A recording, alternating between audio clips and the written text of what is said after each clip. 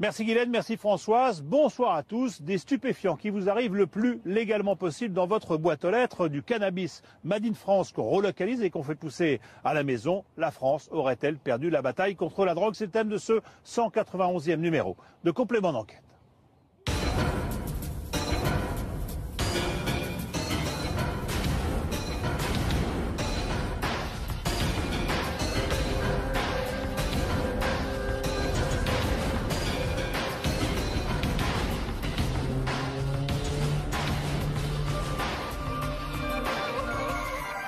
La consommation de drogue n'a donc jamais été aussi élevée en France. C'est vrai pour le cannabis, 1 200 000 personnes en prennent régulièrement. C'est encore plus vrai pour la cocaïne. Là, la consommation augmente. Et pourtant, la France dispose sans doute d'une des réglementations les plus restrictives d'Europe. Alors, que faut-il faire? Faut-il changer les règles? On a parlé pendant cette campagne de légalisation, de dépénalisation. On va en parler ce soir. On va aussi parler de certaines réalités mal connues. Par exemple, réalité de la situation catastrophique aux Antilles qui croulent littéralement sous la drogue. Réalité aussi de ces produits de substitution, de ces stupéfiants qu'on peut trouver sur Internet et se faire livrer le plus légalement possible chez soi dans sa boîte aux lettres. Et puis réalité du cannabis qu'on peut produire maintenant chez soi, qu'on relocalise, qu'on produit en France. On le fait pour soi, mais des trafiquants le font aussi dans des espèces d'usines à cannabis. Alors bien sûr, pour parler de tout ça, on n'a pas pu s'installer dans une de ces usines de cannabis. On ne l'aurait pas voulu d'ailleurs. On s'est installé ici dans ce très beau parc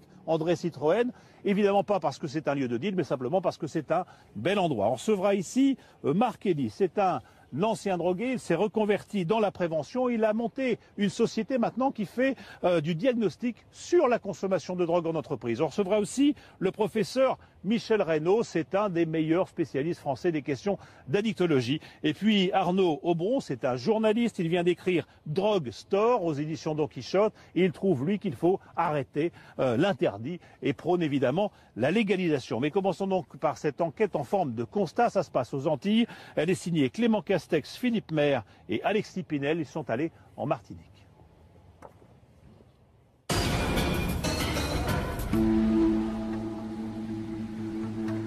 Sainte-Luce, en Martinique. Il est 6 heures du matin. Ce petit port de pêche va voir déferler une vague bleue. Dans les yeux de l'adjudant de la Senta, on lit du stress. C'est que ce matin, pour lui, c'est la fin d'1 an d'enquête. On va chercher qui? Personne qui est impliqué dans la vente de stupéfiants. Gros dealer, un petit... Important déjà.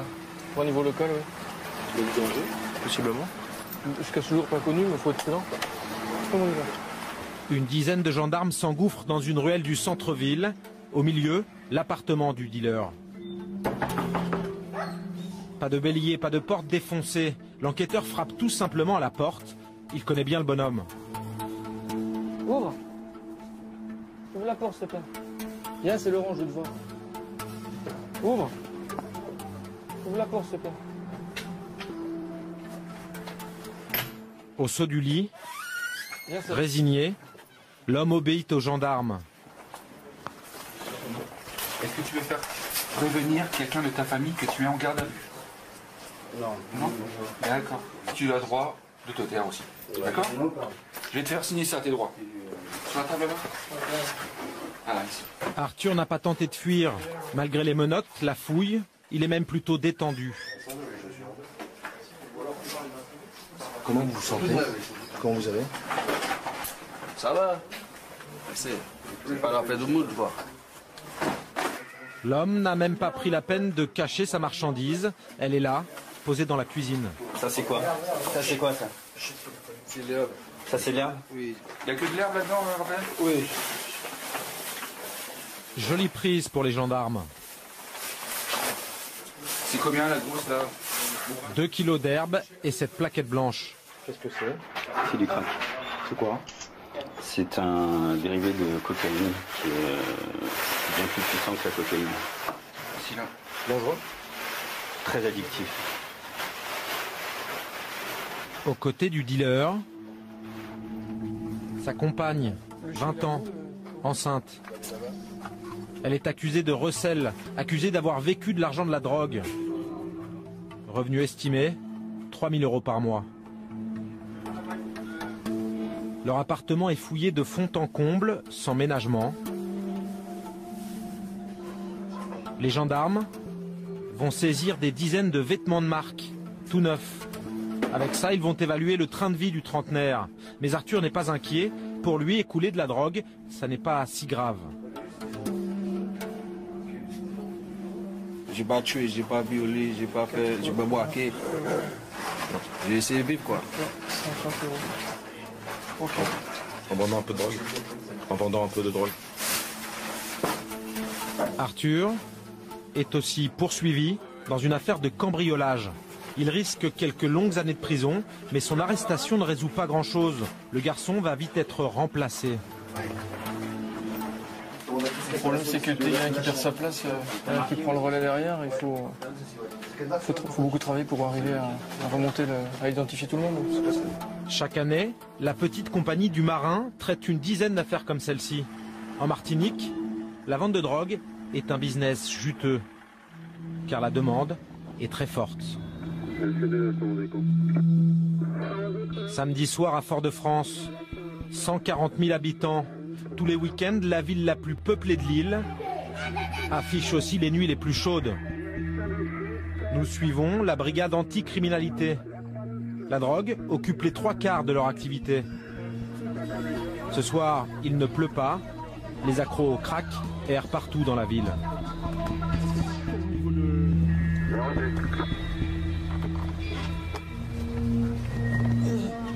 Monsieur, bonsoir.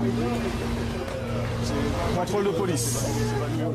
Sur l'île, il serait près de 3000 à fumer du crack dans la rue, aux yeux de tous, même des policiers, qui vont saisir leur drogue. Ça, c'est une pipe, hein. C'est ce qui leur sert pour fumer le crack. Hein. Voilà. Hein, par exemple, ce monsieur, là, en fumant ça, toute la nuit, il peut tourner dans Fort-de-France, il va voir la pêche. Vous en fumez souvent? Oui, monsieur, à 49 ans. Ça me fait du bien à moi, personnellement. À moi, personnellement, tout seul, oui. Vous en prenez beaucoup? Pas trop. Par jour? Peut-être 8, 10. Au plus, peut-être un petit 15, des moments, peut-être 20. Combien tu achètes ça? 10 €. Hein? 10 €. 10 € pour 4 prises, c'est la drogue du pauvre. C'est nocif. C'est du crack, ça leur bousille la tête. C'est de la cocaïne mélangée avec de la chauvine. C'est un mélange extraordinaire. Ça bien. C'est courant aussi? Pardon? C'est courant? Ah, c'est très courant ici à Martinique. Très courant. Tellement courant que la BAC baisse les bras. Nous, personnellement, à part attraper les petits dealers à notre niveau, on peut pas faire grand-chose. Le problème, c'est que le crack est déjà arrivé sur l'île. Quand nous, on arrive, on voit le monsieur là avec 2 boulettes de crack, le mal est déjà fait, parce que le crack est déjà là. Donc nous, on peut rien faire. Du crack et de l'herbe en masse qui arrive des îles d'à côté.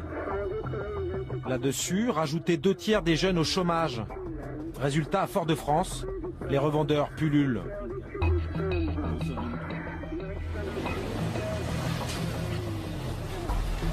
Ici, vous avez un groupe de petits dealers ici. Il y en a 2, 3, ils sont tout le temps assis sur des chaises, et puis voilà. Et là, il y en a qui restent là toute la nuit. Vous n'interpellez pas, non? On les contrôle, on l'interpelle. Généralement, quand il y en a un qui court, c'est qu'il a du crack sur lui. Donc, quand il ne court pas, généralement, c'est qu'ils n'ont rien à se reprocher. Le produit le plus prisé dans l'île, c'est le cannabis. Les Martiniquais brûleraient 500 kilos d'herbe par jour. C'est énorme. Ici, fumer un joint est devenu banal. Monsieur, bonsoir, contrôle de police. C'est pas une connerie. Hein? Vous avez des papiers sur vous, monsieur?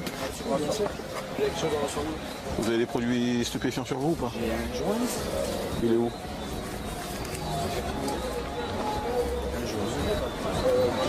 Donc, vous voyez, c'est un peu la consommation des jeunes de certains jeunes pour les nuits. Hein. Qu'est-ce que c'est? C'est de l'herbe de cannabis. Son infumeur, c'est pas de l'autre. Non. Non. C'est quoi? On va dire que c'est comme la cigarette. Amélioré. Sur 100% des Martiniquais, il y a 90% qui fument. Que ce soit les jeunes ou les personnes âgées fument. Le monsieur doit venir au commissariat, on le pèse devant lui, et il y a une procédure, ce qu'on appelle une procédure simplifiée, et la destruction des produits. Vous remarquez tous les gens qui ont de l'herbe dans la poche? Normalement, oui. Je dis bien normalement, mais bon, c'est vrai qu'il y a selon la quantité, on n'embarque pas forcément les personnes. Vous gardez le produit. On garde le produit. On n'arrêterait pas d'avoir du monoposte. Voilà. Qu'est-ce que vous dites? On n'arrêterait pas d'avoir du monoposte. On serait tout le temps occupé à taper des PV pour si peu. Et ça nous bloquerait plutôt d'aller voir des mecs qui sont armés ou quelque chose de plus grave. Donc je vais vous laisser partir, ouais. Donc le monsieur, il disait tout à l'heure qu'on ne peut pas l'arrêter. Et donc je lui dis, on peut l'arrêter. On peut l'arrêter. Non, pour ça, non, parce que on va faire une procédure, on va faire 45 minutes pour avoir pour 2 grammes d'herbe. Il y a même une sorte de palier officieux. Les policiers l'avouent, jusqu'à 50 grammes d'herbe dans la poche, vous évitez la garde à vue. Une police tolérante. Et pourtant, les tribunaux de Lille sont engorgés d'affaires liées aux stupéfiants. Le département abrite à peine 400 000 habitants, mais affiche plus de meurtres qu'à Marseille. La Martinique fume et c'est la justice qui tousse. C'est le procureur qui le dit. On avait fait une étude à peu près sur des audiences de comparution immédiate. Ça représentait au moins 50 à 60% des affaires pour lesquelles soit vous aviez quelqu'un qui était poursuivi pour trafic de stupéfiants, soit quelqu'un qui avait commis un acte de violence ou un acte quelconque, les cambriolages, sous l'effet de la drogue ou parce qu'il était consommateur de stupéfiants. C'est beaucoup, oui, bien sûr, c'est beaucoup. Palais de justice de Fort-de-France. Maître Bellemare est commis d'office pour une audience de comparution immédiate. Il rencontre son client quelques minutes avant le procès. Maître, cette affaire c'est quoi? Alors c'est une affaire de 2 copains mis sous fond de chômage, de drogue, crack, cannabis, donc une altercation et ils ont sorti des coups de là, donc avec des blessures, violences réciproques.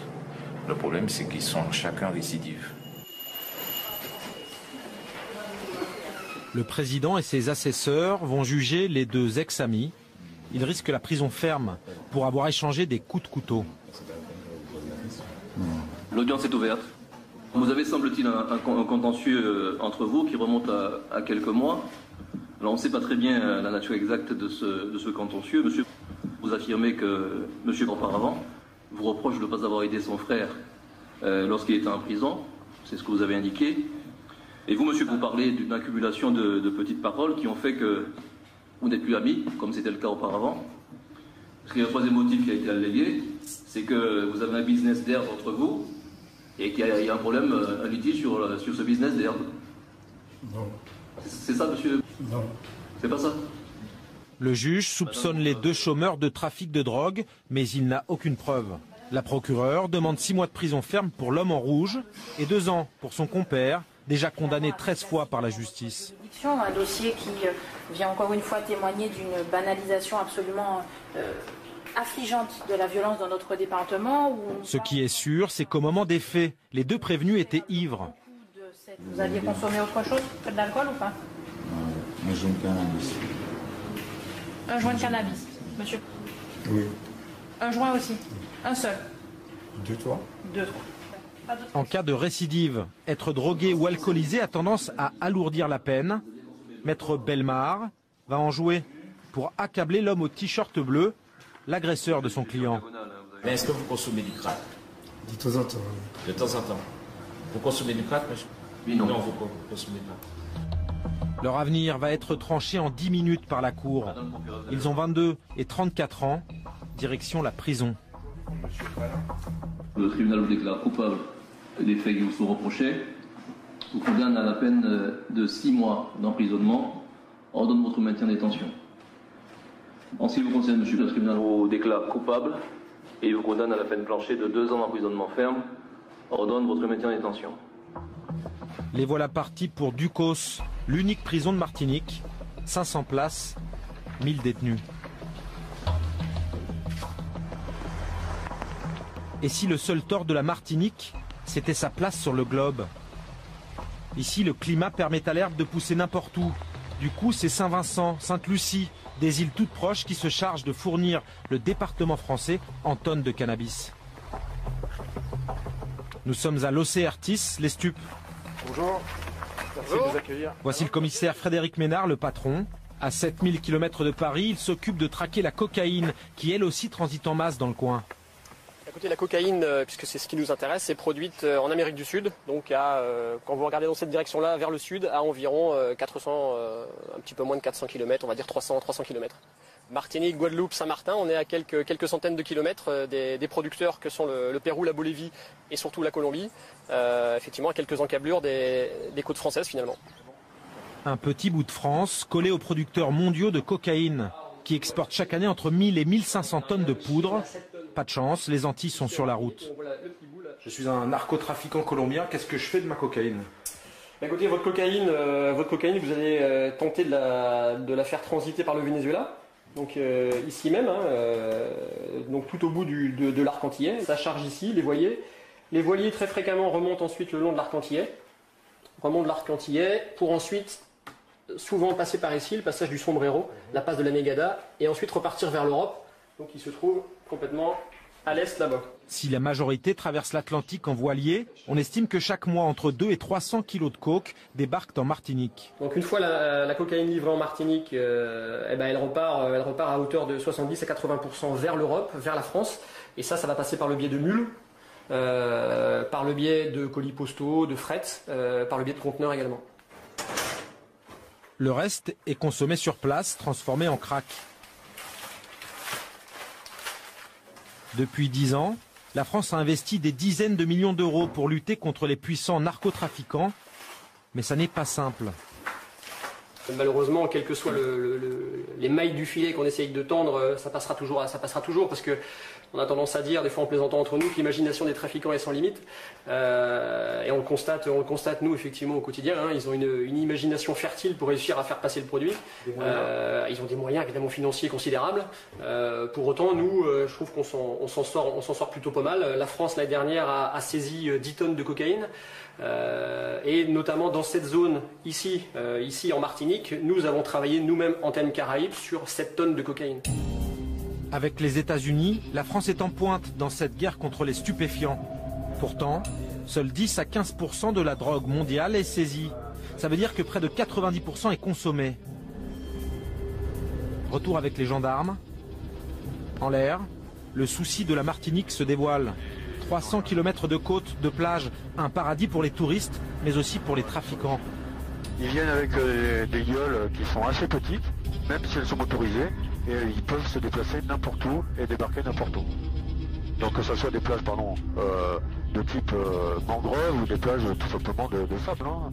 La cible des gendarmes, c'est Yole, de petites barques au moteur surpuissant. Elles arrivent de Sainte-Lucie avec des dizaines de kilos d'herbe, parfois de la cocaïne. Ce soir, les militaires préparent une opération anti-débarquement. Ils ont mis les gros moyens, hélicoptères, bateaux et 80 hommes. Le colonel Debarge supervise l'opération. Sans être capable de lire dans le mar de café ou dans une boule de cristal, la soirée pourrait être intéressante. Intéressante, car un indice a révélé le lieu d'une possible livraison. Les hommes sont tendus. Un des leurs s'est déjà fait tirer dessus par ces dealers prêts à tout pour préserver leurs marchandises. On se concentre, on se prépare. On repense parfois à ce qui s'est passé il y a 1 an et demi, sur un blessé, très grave. En face, c'est des gens coriaces? Oui, dangereux, oui. Armés. Donc armés d'armes de poing, armes de chasse. Dangereux? Dangereux, déterminés. 19h, les gendarmes ont attendu la nuit. À tous de l'India Autorité, donc un individu descend chemin bas, hein. Le commandant Jaffar pilote l'équipe d'intervention. La plage est à quelques kilomètres. Tout le monde se déplace en véhicule banalisé. Il s'agit d'être très discret. Au même endroit, 4 mois plus tôt, ils ont intercepté 280 kilos d'herbe. À l'instant, une écoute téléphonique vient de valider une livraison ce soir. Ils viennent tous en confirmer. Ça veut dire quoi? C'est-à-dire que des renseignements qu'on a de deux sources différentes nous signalent bien l'arrivée d'un bateau cette nuit. La réquisition du procureur autorise les gendarmes à rester jusque minuit. Le parking, la plage, l'horizon, tout est scruté sans relâche.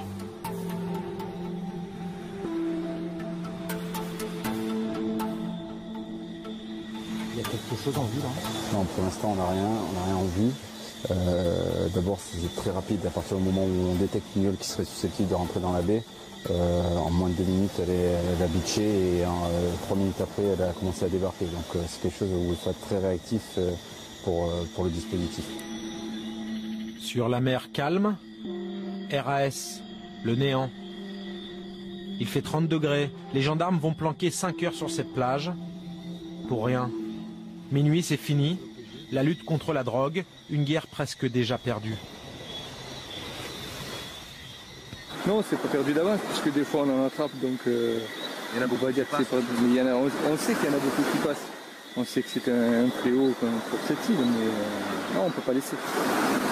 Même si c'est infime, le peu qu'on va arriver à extraire, ce sera ça de gagner. Un jour, il n'y en aura plus sur cette île, vous pensez? Moi j'y serai plus, mais faut espérer. J'y crois pas. Voilà. Les dizaines de kilos d'herbe seront finalement livrés le lendemain sur une plage déserte, sans képi. Voilà pour ce reportage surprenant de Clément Castex. Et on a bien sûr ici, dans ce parc André Citroën, avec vous, Marc Kelly. On va parler de tout ça. On va parler surtout de cette espèce de sentiment de, comment dire, d'accoutumance à la consommation de drogue. C'est un petit peu ce qu'on sent dans ce reportage. Ça devient presque naturel de consommer de la drogue. Vous êtes le directeur d'une société qui s'appelle Elicol. Vous êtes passé par la drogue, bien sûr, mais vous êtes mis dans la prévention et notamment dans le diagnostic d'entreprise. Alors vous expliquez ce que vous voyez, mais est-ce que c'est ça ce que vous constatez dans la société aujourd'hui, cette espèce de banalisation du fait de consommer de la drogue? Complètement, on est dans un véritable problème sociétal. Donc moi, effectivement, j'accompagne les entreprises dans la mise en place de leur plan de prévention lié à la gestion du risque drogue, alcool, médicaments, puisque depuis 2002, les entreprises ont une obligation de sécurité. Ils doivent assurer l'intégrité physique et morale de l'ensemble de leurs salariés, et ça passe par la mise en place de plans de prévention, également sur les problèmes de drogue et d'alcool dans les entreprises. La loi leur demande de faire ça? C'est une obligation. D'accord. Et vous constatez quoi dans les entreprises? Que c'est de plus en plus présent, ce problème-là? Alors effectivement, tous les secteurs d'activité sont concernés, que ce soit le transport, le nucléaire, le BTP, le tertiaire. Les chiffres officiels, c'est 15 à 20%. On est, nous, sur le retour d'expertise qu'on peut avoir, c'est de l'ordre de 25 à 30%. 25 à 30% des gens dans une société donnée positifs consomment des drogues. Voilà, à au moins une drogue. D'accord. Et la drogue qui revient systématiquement, c'est le cannabis. Bon, il y a des entreprises différentes. Je pense à un cabinet d'avocats ou des gens dans la pub ou je sais pas quoi. J'imagine qu'ils consomment peut-être pas tout à fait la même chose que sur les chantiers. Bon, je pense à la cocaïne notamment, à des drogues comme ça. C'est pas. Il y a une sociologie de la drogue, si je puis dire. Plus maintenant. Ah, avant, c'est fait, effectivement, donc on disait que la cocaïne était réservée donc à une certaine élite il y a quelques années de ça, puisque ça valait à peu près 150 € le gramme. Aujourd'hui, dans les quartiers nord de Marseille ou sur la région parisienne, un gramme de cocaïne, on est à 30 ou 40 €. Donc c'est un produit qui s'est complètement démocratisé et ça touche tout le monde, quoi. Pourquoi vous faites ça? Je disais, vous êtes passé par la drogue. Vous avez été vous-même un consommateur. Bon, moi, j'ai jamais été un véritable toxicomane. J'ai été un consommateur comme un jeune sur deux. Simplement, je pense que quand on est consommateur, on est dans une phase de déni. On a cette phase de déni. On a l'impression que c'est pas grave, quoi. Et c'est vrai que le cannabis est un produit qui est tellement banalisé, certains médecins pensent encore que c'est une drogue douce. Il n'y a pas de drogue douce, ça n'existe pas, quoi. Simplement, quand on est dedans, on percute pas, quoi. On commence à percuter quand on a tout perdu autour de nous. Les parents, les enfants, la famille, etc. Le travail aussi. Et là, on se dit, merde, il faut réagir, quoi. C'est ce que vous dites dans les entreprises où vous intervenez, vous expliquez ça aux gens? Tout à fait, oui. Et ils vous disent quoi? Parce que, bon, il ne s'agit pas de faire l'apologie de la drogue, je le dis notamment pour le CSA, dans cette émission, la drogue c'est pas bien, c'est interdit, il ne faut pas en prendre. Mais qu'est-ce que vous leur dites quand vous intervenez? Et est-ce qu'ils ont conscience eux-mêmes d'être en difficulté en se droguant, ou est-ce qu'ils disent, bah, tout ça, enfin, qu'est-ce que c'est qu'un petit pétard de temps en temps, c'est pas bien grave? Est-ce que c'est ça le discours majoritaire? Ouais, c'est assez compliqué. Donc moi, je suis pas dans la répression, je suis bien dans une démarche de prévention. Ce que j'explique aux salariés, c'est que quand on est au travail, on doit être clean, comme au volant d'une voiture, exactement pareil. Quand on est chez nous, on fait ce qu'on veut. C'est dans le cadre de la vie privée des gens. Bon, simplement, c'est vrai qu'on ne peut pas dire qu'il n'y a pas de risque quand on est amené à consommer de la cocaïne. Quand on sait que de la cocaïne pure, c'est du kérosène, de l'ammoniac et de l'acide sulfurique, on se doute bien que quand on sniffe ça à longueur de journée, ça fait pas du bien, quoi. Oui, mais on essaye, on interdit, on poursuit les trafiquants, on poursuit les consommateurs, etc. On est répressif en France, et c'est la législation française qui est comme ça. Et puis il y en a qui disent, bah ça marche pas, on consomme de plus en plus. Donc il serait peut-être temps d'autoriser, de légaliser, de dépénaliser. Vous dites quoi là-dessus? Alors, si vous me demandez mon avis, moi je suis pour la légalisation du cannabis pour le contrôle sanitaire, indéniablement. Pour le contrôle sanitaire, ça permettrait donc aux jeunes, entre guillemets, de fumer de la qualité, entre guillemets, et pas de fumer des produits coupés au cirage, à l'ammoniac, au henné, à toutes sortes de saloperies. Mais je suis contre parce qu'effectivement, le jour où on va légaliser le cannabis en France, ça va être l'explosion dans les quartiers. Pas simplement que dans les quartiers. Il n'y a pas que dans les quartiers où ça deal. Mais le shit parce que c'est une ressource qui va disparaître. Exactement, c'est la paix sociale. Ça alimente des familles. Bon, enfin, c'est une mauvaise paix quand même. Ça. Ah non, mais je suis d'accord avec vous. Mais moi, mon opinion d'expert, c'est foutu. Allez expliquer à un gamin qu'il faut qu'il aille travailler, comme son père lui a demandé de faire, alors que dans la journée, il peut gagner 200, 300, 400, 500 euros par jour. En 10 ans. C'est mort. Je pense que donc vous dites prévention et en même temps rester ferme sur les principes et interdire, continuer d'interdire la drogue. Je pense que oui. Moi, ce qui me fait réagir assez violemment aujourd'hui, il y a une dizaine d'années, quand on me demandait de faire de la prévention dans le milieu scolaire, on me demandait d'intervenir en 4e et en 3e, en me disant surtout Marc, les 6e, 5e, tu n'y vas pas, ils sont trop petits. 10 ans plus tard, aujourd'hui, on me demande d'intervenir en classe de CM2 pour leur parler du shit et de l'alcool. Oui, parce qu'en 6e, c'est déjà trop tard. En 6e, ils sont déjà confrontés à des gens, à des gamins qui vont leur proposer. Donc vous dites que ça n'en finit pas de progresser pour des jeunes de plus en plus jeunes. Et la seule réponse que vous pouvez faire, vous, c'est l'information, la prévention et l'explication. Et la prévention. Bon, on ira voir tout à l'heure pour le professeur Reynaud qui nous dira ce qu'on peut faire en matière de prévention et aussi de soins. Alors, je ne sais pas si vous connaissez, merci beaucoup, merci Marc-Élie d'être venu jusqu'ici pour nous parler de tout ça. Vous êtes venu de Montpellier exprès pour nous en parler. Je ne sais pas si vous connaissez les drogues de synthèse. Ce sont des produits fabriqués par des chimistes assez astucieux qui copient des produits naturels ou des amphétamines, mais avec des formules sans cesse renouvelées qui font qu'on n'arrive pas vraiment à les interdire, ou la loi est toujours en retard d'une interdiction sur elles, ce qui fait que ces produits peuvent nous arriver tout à fait légalement dans nos boîtes aux lettres par le biais d'Internet. L'enquête est signée Romain Verlet, Antoine Husser et Frédéric Prigent sur ce danger qu'on ne mesure pas.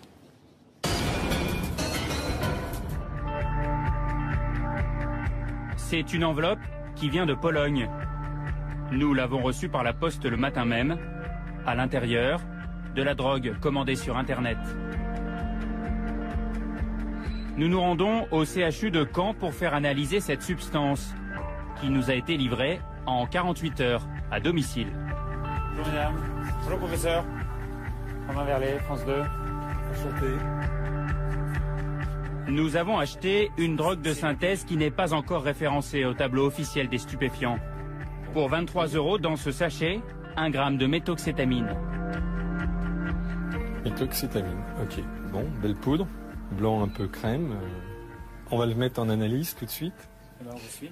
Et puis, vous allez voir que si on a de la chance, on identifie très vite le pic, c'est-à-dire sous 1 heure. Et puis, on verra s'il y a des grosses impuretés avec. Le professeur Coquerel dirige un laboratoire spécialisé dans l'analyse des psychotropes. Normalement, c'est... Depuis 3 ans, il voit arriver de plus en plus de nouvelles molécules vendues en ligne, avec des notices qui le laissent toujours perplexe. On vous dit, alors surtout, ne pas consommer et tenir à distance des enfants, etc. Bon, et puis, ne doit pas être assimilé à un aliment ou à un produit ménager. Bon, bah, je veux dire, ça vous dit qu'en fait, je vous envoie un truc qui n'est pas officiellement interdit, mais je vous dis quand même que c'est dangereux. Cette poudre blanche, la méthoxétamine, est un anesthésiant utilisé normalement pour endormir les chevaux. Un produit autorisé en France. Mais détourné de son usage vétérinaire, c'est un redoutable psychotrope. La substance envoyée par la poste est d'une grande pureté.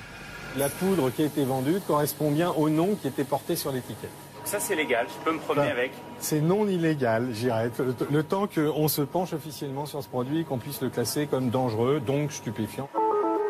Des molécules sans statut juridique qui ont les mêmes effets que les drogues traditionnelles. C'est la nouvelle parade des trafiquants. Chaque semaine, en Europe, une nouvelle drogue de synthèse arrive sur le marché. Mais il faut au moins 6 mois pour connaître ses dangers et pouvoir l'interdire. A priori, dans la mesure où c'est des familles d'excitants comme la cocaïne, les amphétamines, c'est dangereux. C'est dangereux à terme, c'est dangereux immédiatement. C'est une surdose, on va avoir des convulsions, des hyperthermies malignes, c'est-à-dire que vous allez mourir de fièvre à plus de 42, etc. Bon, on a à chaque fois une dangerosité, et tant qu'on ne la connaît pas, bien évidemment, on laisse faire quelque chose qui me paraît, moi, scandaleux d'un point de vue sanitaire. Recevoir de la drogue dans sa boîte aux lettres en toute légalité, c'est l'effrayante promesse des dealers d'Internet. Aujourd'hui, il existe plus de 700 sites sur lesquels il est possible de commander des drogues de synthèse dont on ignore tout et qui ne sont pas encore prohibées. Des molécules chimiques en vente libre, mais aussi des party pills. Ces gélules de la défense qui ciblent, en français, les consommateurs les plus jeunes. Des substances dangereuses, pourtant présentées comme des drogues légales, classées en fonction des sensations recherchées. Qui sont ces nouveaux dealers du web qui jouent avec les failles de la loi? Quels sont les effets de leurs pilules qui utilisent la poste comme une nouvelle autoroute de la drogue?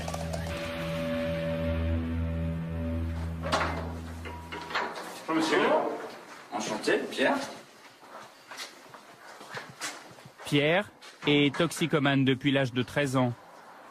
Héroïne, cocaïne, acide, plantes chamaniques. Il a tout testé dans sa vie. Aujourd'hui, ce père de 3 enfants ne prend plus la peine d'aller dans la rue pour acheter à un dealer. Il commande directement sa dose en ligne. Donc voilà, ça c'est des sites où vous pouvez commander tout ce que vous voulez. Ça c'est tous les conditionnements, 1 gramme, 2 grammes, 3 grammes, 4 grammes, parce que plus on en achète, moins c'est cher forcément. Là, le gramme est à combien alors? Alors le gramme, c'est 100 €. Pour 100 €, vous faites 200 tripes. Donc c'est 50 centimes le trip. C'est honnêtement, en matière de drogue, c'est ce que je connais de moins cher. De la drogue de synthèse ultra puissante, achetée avec une carte bleue, tout à fait légalement. Pierre s'est déjà fait livrer une bonne 50aine de fois par son facteur. Des produits très dangereux, la moindre erreur de dosage, et c'est l'overdose assurée.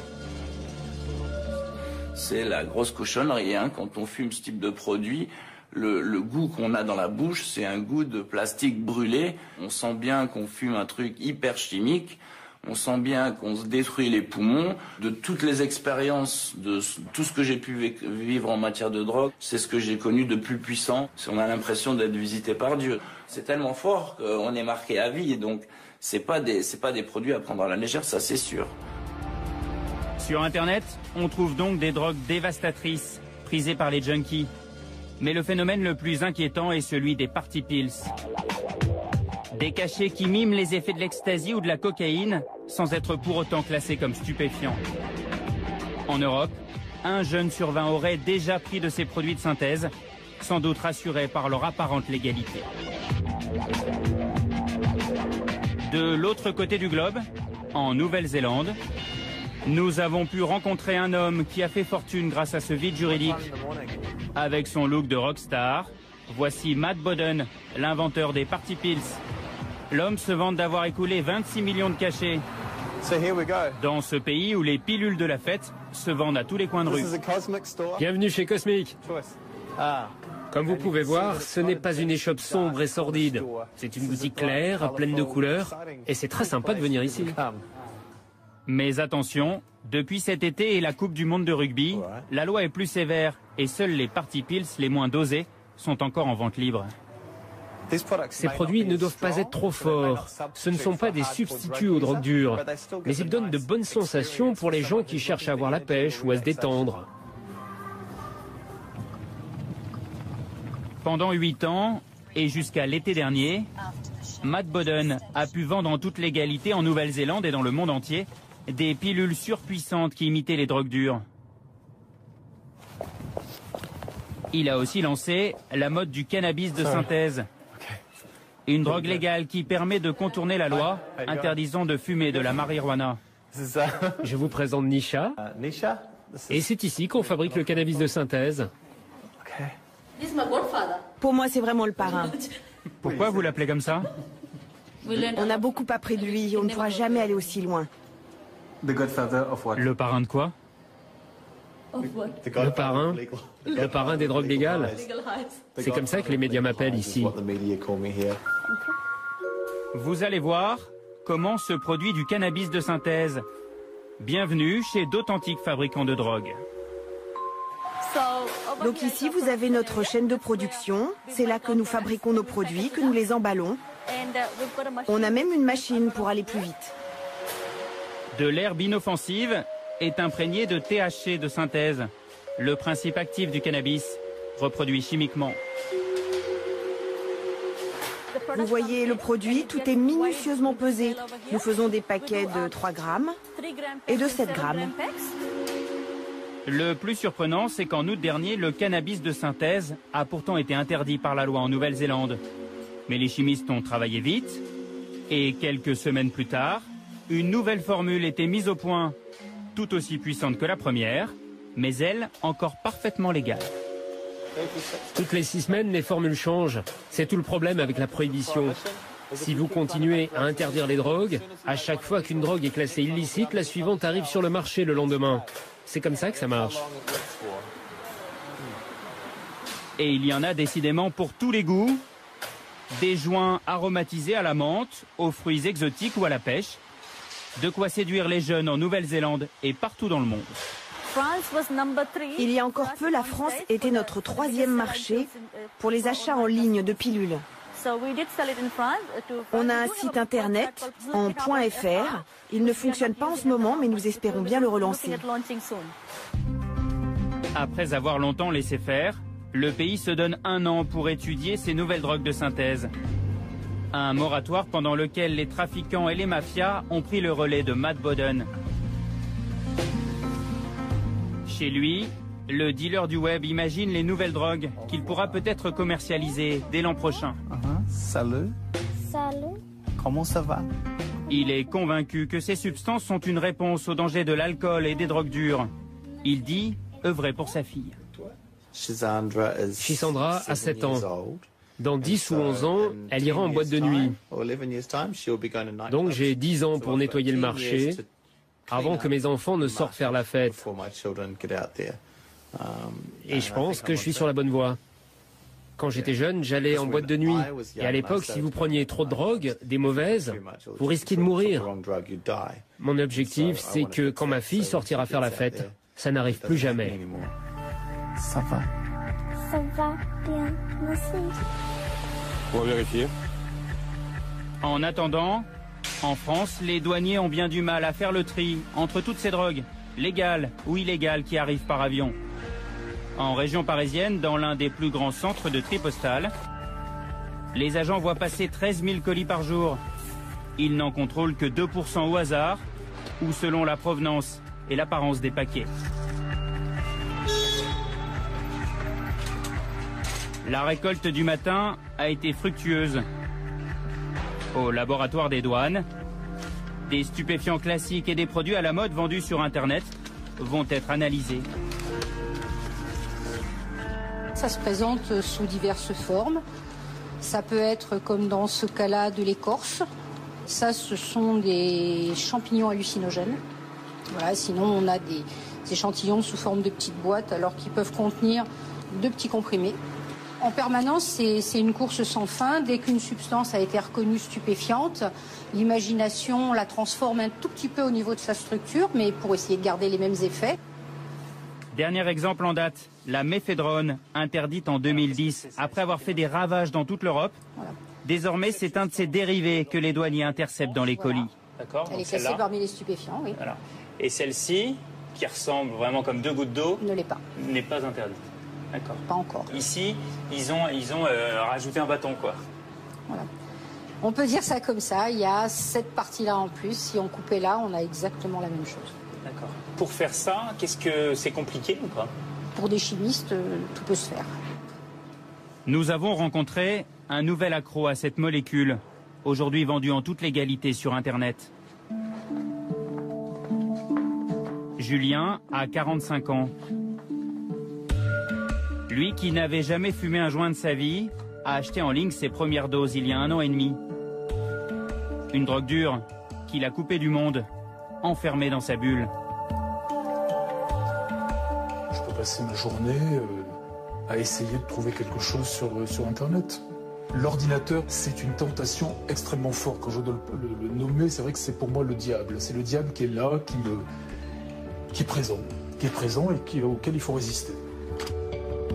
Depuis 2 mois, Julien essaye de décrocher. Plusieurs de ses amis sont morts en s'injectant ce même produit. Une drogue de synthèse à la mode dans le milieu gay. Bonjour, docteur. À l'hôpital Beaujon, il est suivi pour sa forte dépendance. Bien. Comment allez-vous? Écoutez, bien. Bien. De mieux en mieux, j'ai le sentiment qu'on avance. Ça progresse. Oui. Très bien. Les activités sexuelles. Julien s'injecte encore plusieurs fois par semaine ce produit qu'on lui a d'abord présenté comme festif et désinhibant. Je suis perdu. Sexe et drogue, un cocktail devenu infernal. Dès qu'on a fait l'injection, qu'on commence un peu à s'amuser, immédiatement on commence à regarder la table où sont les seringues, les produits, et on se dit bon, allez, si j'en refaisais une. Et voilà, l'injection devient obsessionnelle. Et j'ai eu le sentiment que je devenais un junkie qui appréciait ce qu'il venait de faire. Vous étiez de l'autre côté de la barrière et vous veniez de franchir une frontière où vous sentiez que, quoi, vous ne pouviez pas revenir en arrière? C'est le sentiment que j'ai eu à ce moment-là. Je me vidais de ma substance et je n'étais plus qu'un être qui pensait au sexe et à la drogue. Voilà, oui. Je n'étais plus que ça. Au départ, j'ai aimé la personne que la drogue m'a fait devenir, mais après, ça s'est retourné. Et là, non. Là, j'ai commencé à détester celui que je devenais. Le docteur Battel suit une vingtaine de patients qui s'injectent ces granules vertes.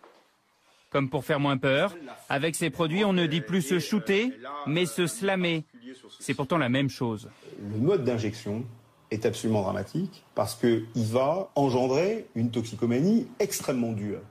Et tellement dure qu'on ne l'a jamais rencontrée. C'est-à-dire que moi, j'ai jamais rencontré, parmi mes héroïnomanes, mes cocaïnomanes, de sujets qui me disent qu'ils vont se slammer jusqu'à 72 fois en 72 heures, c'est-à-dire quasiment une injection 1 heure par heure, ce qui est absolument monstrueux, avec des dommages absolument majeurs sur le plan des bras et des risques extrêmement importants en termes d'infection, cardiaque, une endocardite, d'infection locale, de septicémie, alors que... Une drogue qui devrait être interdite en France dans les prochains mois. Mais son nouveau dérivé est, paraît-il, déjà synthétisé, déjà prêt à être vendu sur Internet en toute légalité. Voilà pour ce reportage de Romain Verlet, un peu surprenant. Hein. Et on est ici avec vous, professeur Michel Reynaud, dans cet hôpital Paul Brousse de Villejuif, où vous dirigez le service d'addictologie et de psychiatrie. Vous connaissiez, j'imagine, ces drogues comme ça, artificielles, enfin ces drogues surtout de substitution? Oui, hélas oui, parce qu'il y a une augmentation régulière, avec à peu près un doublement chaque année. Donc là, on est à une nouvelle par semaine. L'année dernière, c'était une vingtaine. L'année d'avant, c'était une dizaine. Les chimistes illégaux se sont mis sur cette espèce de marché. C'est extrêmement facile de fabriquer des produits qui agissent sur les récepteurs cérébraux et donc tout est possible, c'est-à-dire qu'on peut agir sur toute sensation, toute émotion, toute stimulation sexuelle et c'est très bien expliqué. C'est facile à fabriquer et c'est sans danger parce que ce sont des drogues qui ne sont pas illégales. C'est facile à fabriquer et on sait quelle est la puissance de l'industrie chimique illégale, des trafiquants qui ont travaillé sur l'héroïne ou la cocaïne. Donc, et maintenant sur les drogues de synthèse, ils se sont totalement réorganisés. Donc c'est extrêmement facile pour un professionnel et ce n'est absolument pas illégal puisque on fait l'illégalité produit par produit. Et comme ça a été très bien montré, il suffit de changer une molécule pour avoir un nouveau produit. Et ça vous inquiète, ça, aujourd'hui ? Ça m'inquiète parce que c'est extrêmement facile et que ça va dans le développement des connaissances cérébrales actuelles et de la neurochimie actuelle. Donc, je pense que Tout est possible. Et il faut plutôt quasiment en venir à apprendre. regretter les bonnes vieilles drogues classiques, si je vous ai bien compris. Je pense que l'enjeu est d'apprendre aux gens à gérer. On n'arrivera pas, on est toujours en retard de 6 mois sur les trafiquants. Il y a un échec de la politique de ces 5 dernières années qui s'est voulu répressive et qui, sur le cannabis, n'a pas empêché l'augmentation des expérimentations. On consomme plus. On consomme plus. Et on teste davantage. Un peu moins avant 17 ans, et ça, c'est une très bonne chose. Par contre, entre 18 et 30 ans, la consommation a augmenté. Mais les consommations de cannabis ont augmenté. La consommation de cocaïne a quadruplé dans les 5 à 10 dernières années. Les drogues de synthèse sont maintenant extrêmement faciles. Donc je pense qu'on est dans une société qui pousse à chercher le plaisir et qui donne les moyens, en particulier par Internet, d'y avoir accès, et que tout l'enjeu est d'arriver à apprendre la dangerosité de ces produits et à apprendre à gérer. Alors, ce que je vais vous dire, qu'est-ce qu'on fait? Parce que la politique officielle depuis toujours en France, c'est l'interdit, c'est l'interdiction, c'est la prohibition. Et là, vous dites, on arrive aux limites de cette politique-là. Je pense qu'on arrive aux limites de cette politique-là et que on est encore sous la loi de 70 qui date de l'époque des héroïnomanes.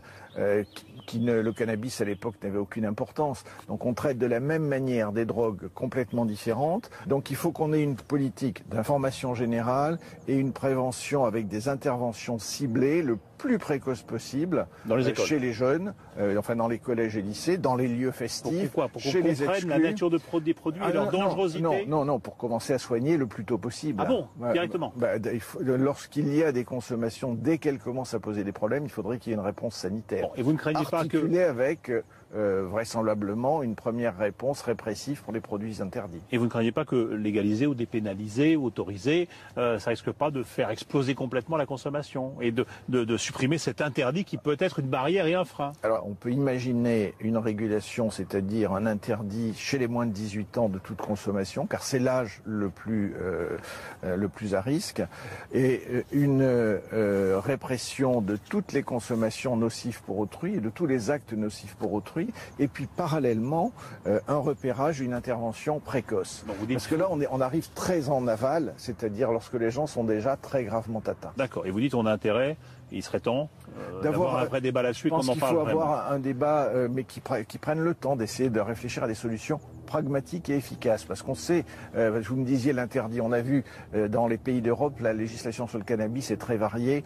On a vu que la législation, le degré d'interdit n'a quasiment aucun lien avec l'importance de la consommation. Alors vous faites ma transition, merci professeur Reynaud. Ma transition parce qu'on va parler de cannabis justement. Et on voit que l'Europe est très hésitante là-dessus. Quelquefois on va autoriser les coffee shops aux Pays-Bas, on va interdire ici. Maintenant en Espagne, la dernière chose c'est que sous couvert d'être dans une association, on peut faire pousser pour les membres de son association. Donc on arrive à des situations compliquées. Bref, le cannabis se relocalise, on produit de plus en plus localement dans les pays où on consomme et ça peut aussi plaire aux trafiquants. L'enquête est signée Nathalie Sapena, Annie Triboire et Elodie Medj. Grazalema, 2000 habitants. En plein cœur de l'Andalousie, un village aux maisons blanches, comme figé dans ses traditions. Et l'une des traditions locales, c'est la culture du cannabis. Parmi les villageois, Jean-Michel Rodriguez, un enseignant français. Il vient ici en vacances depuis des années. Bon ben voilà une petite afghane. Nous sommes fin avril. Il est temps pour lui de mettre en terre ses plants de cannabis. Moi, depuis que j'ai compris que le marché noir ne vendait que du poison et que c'était facile à cultiver, d'avoir des produits écologiques, ça fait 20 ans à peu près, un peu plus de 20 ans que je cultive. Ça fait 20 ans qu'ici, dans ce petit patio... Je cultive, ouais. En France, là, vous seriez passible de... Ah ben, le code pénal prévoit jusqu'à 30 ans de prison pour un cultivateur. La prison en France, le droit de cultiver en Espagne. Sous le soleil andalou, Petite Pousse deviendra grande. Dans quelques mois, elle fera 1 à 2 mètres de haut, comme le montrent ces photos prises l'été dernier. À l'automne, Jean-Michel récoltera environ 2 kilos d'herbe.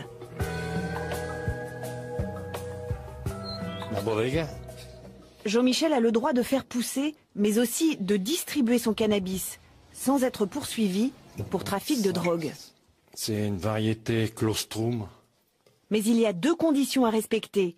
Son cannabis ne doit pas lui rapporter d'argent et il est réservé uniquement aux membres du club qu'il a créé avec 6 habitants du village. À peu près. Là, on a un petit peu plus. Tenez. Depuis 1 an, Alonso, ouvrier agricole, se fournit dans le salon de Jean-Michel. Fini le marché noir. C'est moins cher, beaucoup moins cher. Regardez, une petite quantité comme ça, c'est 20 € si tu l'achètes dans la rue. Et c'est un minimum. Ici, c'est 50 centimes le gramme. On ne cherche pas à faire de l'argent. Nous, ce qu'on veut, c'est maintenir la qualité de notre herbe. Et pour ça, on n'a pas besoin de beaucoup d'argent. À la cinquantaine passée, Jean-Michel fait partie des 13 millions d'amateurs de cannabis que compte l'Europe. Des fumeurs qui consomment une production de plus en plus locale. Interdit dans certains pays, toléré ailleurs, le cannabis est de loin la drogue la plus consommée et sa production est en train de vivre une révolution. Les amateurs mais aussi les trafiquants font désormais pousser le fameux chanvre à domicile. Rien qu'en France, le nombre des plantations démantelées explose. 70 000 pieds arrachés l'an dernier par les policiers, un tiers de plus que l'année précédente. Les cannabiculteurs font pousser la drogue au milieu des champs de maïs, ou même en pleine ville comme dans ce hangar de la Courneuve. 700 pieds saisis à 2 km de Paris. De simples pavillons cachent parfois des plantations intérieures indétectables. Consommation personnelle ou drogue destinée à la revente, c'est souvent la quantité qui permet de faire la différence. Quelque part près de Cahors, une femme ne se remet toujours pas de ce qu'elle a découvert il y a 8 mois, un matin de septembre. Tout au bout de son terrain, après avoir contourné le réservoir de butane, il faut marcher 5 bonnes minutes pour atteindre l'endroit où se cachaient plusieurs centaines de plants de cannabis. La culture allait s'étendre donc tout le long là, tout le long, là, partout. Tout autour de ce chantier abandonné, 239 pieds de chanvre en pleine terre ou en pot. On voit encore des restes de peau par-ci, par-là, là-bas. À 600 mètres de sa maison, une immense plantation restée secrète jusqu'à ce fameux 20 septembre. C'était la forêt vierge, on ne voyait rien. Tout était vert. Vraiment une forêt tropicale et une odeur, vu la quantité de pieds. Il y avait 220 kilos de cannabis. Une odeur ? Une odeur très forte, très entêtante, qui prenait la tête. D'ailleurs, en rentrant à la maison, moi j'avais un mal de tête épouvantable. Aujourd'hui, la migraine est passée. Et Florence a même gardé un petit souvenir de son incroyable découverte. Bon, ben voilà, ça c'est la cueillette du 20 septembre sur le terrain. Voilà. Une saisie record dans la région. Forcément, l'affaire a fait la une de la presse locale. C'est lorsqu'elle a réalisé l'ampleur du trafic potentiel que Florence a commencé à se faire du mauvais son. Quand on a 220 kilos de cannabis prêts à récolter, on peut dire que c'est un gros trafiquant. Je pense qu'il peut être dangereux. Si ce n'est pas lui, c'est le réseau qui l'entoure, parce que je pense qu'il y a un réseau, à mon sens. Et parfois, j'ai des inquiétudes parce que j'ai peur des représailles. Gros réseau de trafiquants de drogue, simple amateur de cannabis, qui se cache derrière la plantation de Cahors. Quelques heures après sa découverte, Florence se rend chez les policiers, qui perquisitionnent chez son voisin. Et voici ce que les hommes du commissaire Canouet ont trouvé dans le jardin. En fait, il y avait plusieurs implantations sur diverses parties du terrain. À Cahors, on n'avait jamais vu autant d'herbes. Les policiers ont mis plus de 3 heures pour couper tous les plants. Il a même fallu une benne pour transporter les 220 kilos de végétaux qui ont été brûlés le lendemain. Et en fouillant la maison, nouvelle découverte. Voilà le cultivateur matériel qui est utilisé pour ce genre de culture. Ça, c'est ce qu'il y avait dans son... Dans le sous-sol, c'est équipé l'armoire de culture. Du cannabis poussait également à l'intérieur. Ces lampes chauffantes servaient à faire grandir les jeunes pousses. Je ne sais pas si on peut utiliser le terme de professionnel, mais en tout cas, il y a beaucoup travaillé. Il y a beaucoup travaillé, d'abord sur le plan théorique, il s'est beaucoup renseigné, à la fois sur Internet ou par des amis. Il a effectivement défriché, il a mis en place le système d'irrigation. Il y a vraiment un gros travail. Voilà. C'est plus, on n'est plus dans le registre du hobby ou du loisir. Le jour même de la découverte du cannabis, la police a donc arrêté un homme que nous avons retrouvé chez lui. Stéphane est libre, mais sous contrôle judiciaire. Il a accepté de nous livrer sa version de l'affaire. Père de famille de 37 ans, ouvrier, Stéphane assume ce qu'il présente comme une passion personnelle pour le cannabis. Donc là, il y en avait. Un amateur particulièrement éclairé. Avant de planter, il a défriché et préparé le terrain pendant 1 an. Un travail de titan. 2 heures, 3 heures par jour. Jusqu'à la nuit. Je suis rentré du travail à 4h30. Je venais et c'était, voilà, 2-3 heures de travail. Mais après, j'y restais un peu plus parce que j'étais oisif aussi. Je les regardais pousser. Stéphane n'avait pas choisi son terrain par hasard.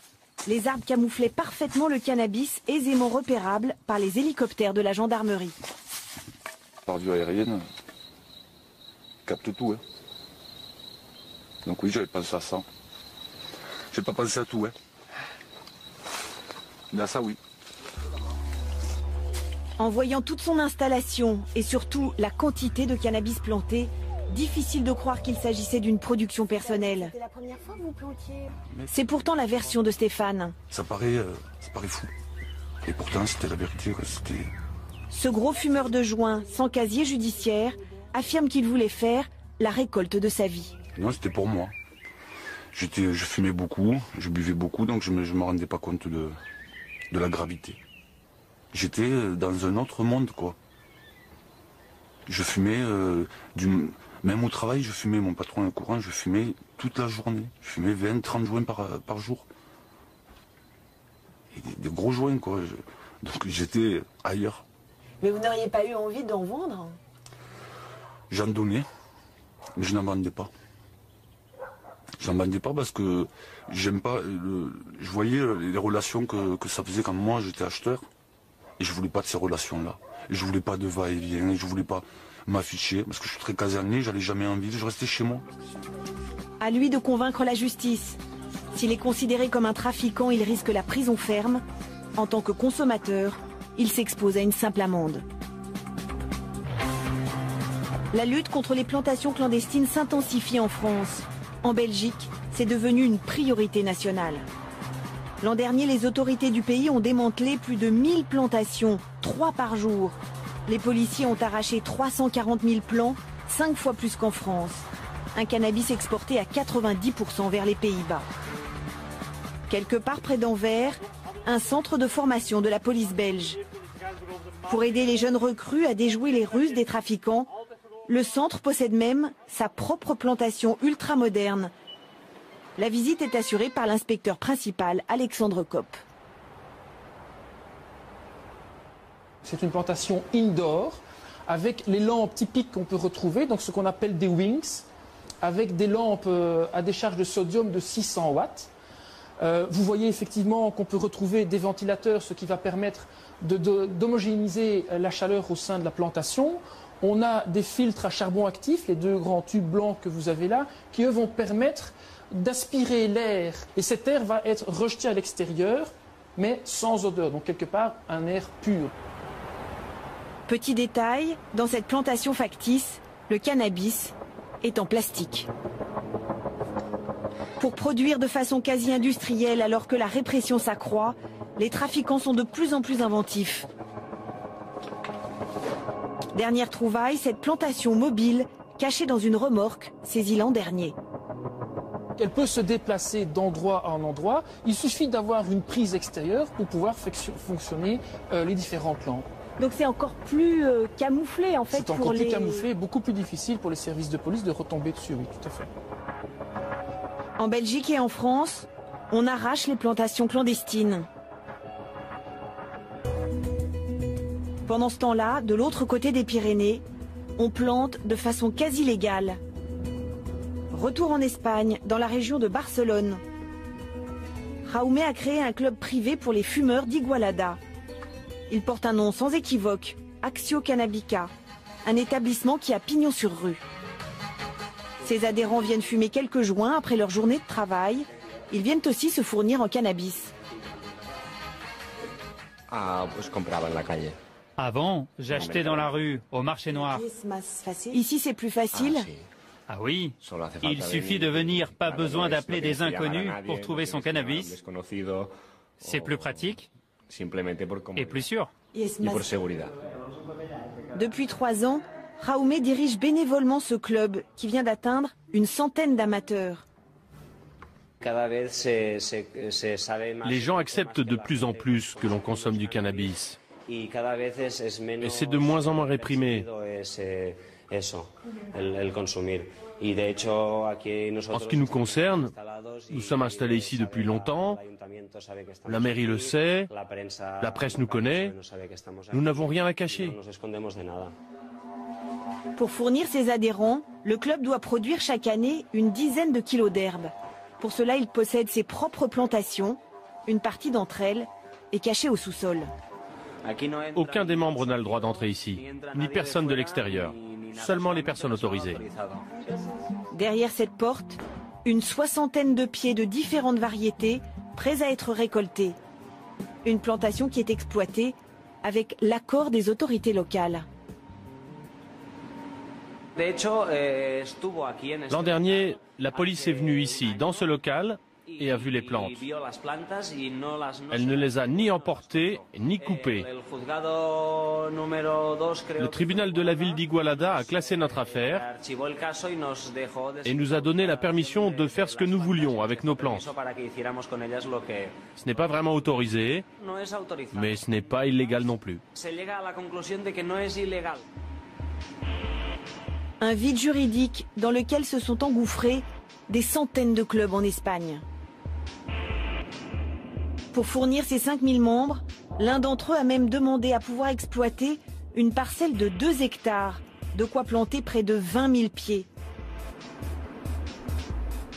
Sur les hauteurs de Rasquera, si la justice donne son accord, ces champs d'amandiers se couvriront bientôt de cannabis. Un champ de drogue à usage récréatif, cultivé en toute légalité, ce serait une première mondiale.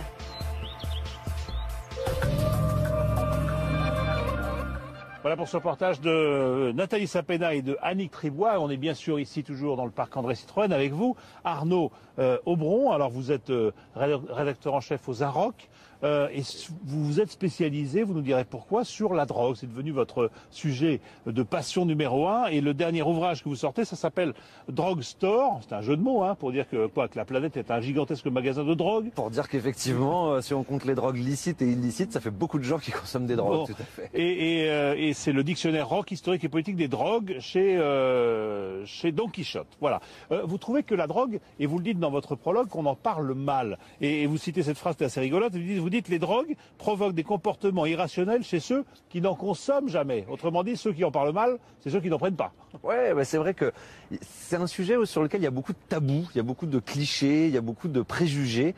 Et quand on parle des drogues, on parle santé publique, mais finalement, je pense que très souvent, on devrait dire que ce sont plutôt des questions de morale qui nous inquiètent. Alors on voit ce reportage de Nathalie Sapena, c'est troublant parce que Vérité des Pyrénées, erreur de ça, c'est toujours pareil. Ici, on interdit, là-bas, on autorise, ou en tout cas, on est dans une espèce de flou juridique qui permet à des associations de fumeurs de se regrouper pour vendre du cannabis. Vous dites en clair, ça fait des années qu'on se bagarre contre la drogue, ça sert à rien, la lutte ne mène à rien, il faut trouver autre chose.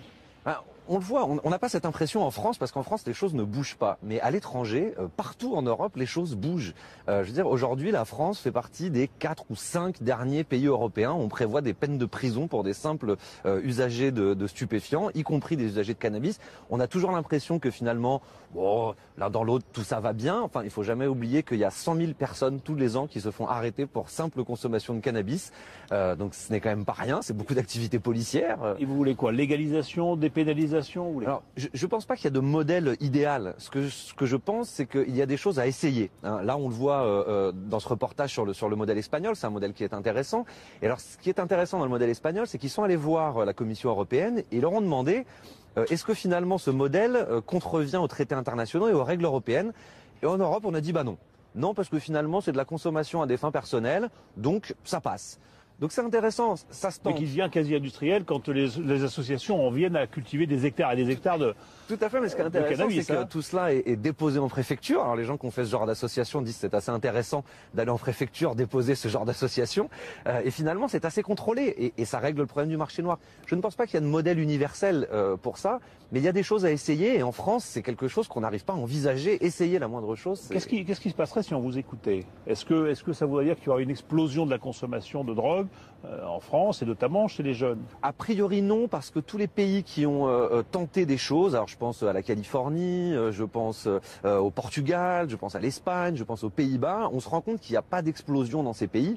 Et alors il y a vraiment là par contre un paradoxe français qui est qu'on est l'un des pays les plus répressifs en matière de consommation de stupéfiants et pourtant on est l'un des pays où on consomme le plus. On voit bien à ce niveau-là que l'interdit ne fonctionne pas. Donc il faut essayer. Si on l'autorise, c'est que c'est pas si mauvais que ça, c'est ce qu'ils vont comprendre les jeunes aussi. Probablement, mais ce qui est mauvais finalement, c'est quoi? C'est le cannabis en soi ou c'est certaines habitudes de consommation qui sont très problématiques. On a en France 2 drogues légales, le tabac et l'alcool, qui causent 100 000 morts par an. Le cannabis à ce jour n'a causé aucun décès.